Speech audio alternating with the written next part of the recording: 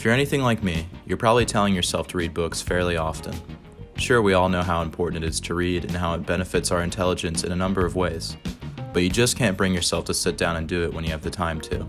9 times out of 10, I'll be reaching for the TV remote rather than a book to enjoy in my spare time. But if you're someone who wants to read more but just needs the drive to do it, here's a few steps you can take to finally enjoy reading books and even want to do it more often.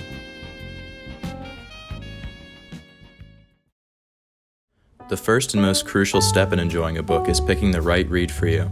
Thankfully, there's a whole spectrum of different topics, genres, and authors to choose from when it comes to selecting a title. Think of stories that you like, authors that you're interested in, or even public figures that are of interest to you.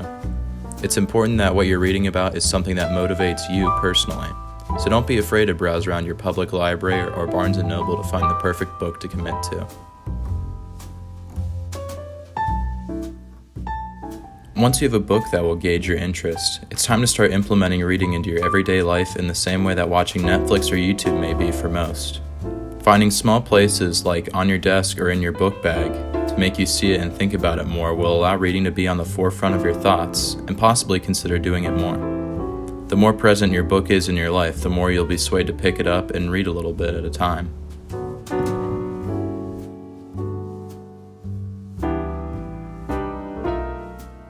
Another one of the most important parts about enjoying a book is the environment in which you're trying to read it in. Many people enjoy reading as an opportunity to get out of the ordinary places we do work in and venture out into the world to find a quiet and peaceful spot to read.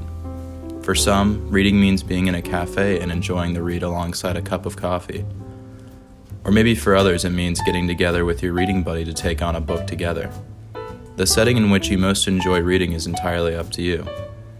Breaking away from the monotonous spots you're used to doing work in, like desks, libraries, and study rooms, can be very helpful in perceiving reading as a pleasure instead of a chore.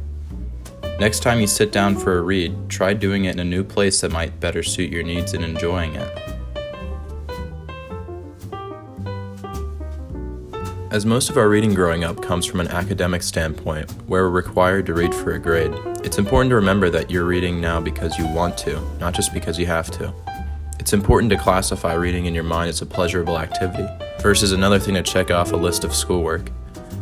As you find the right book and a place to read it, try to enjoy it as much as you can, and relish in all of the brain power you're using versus simply watching another episode of TV.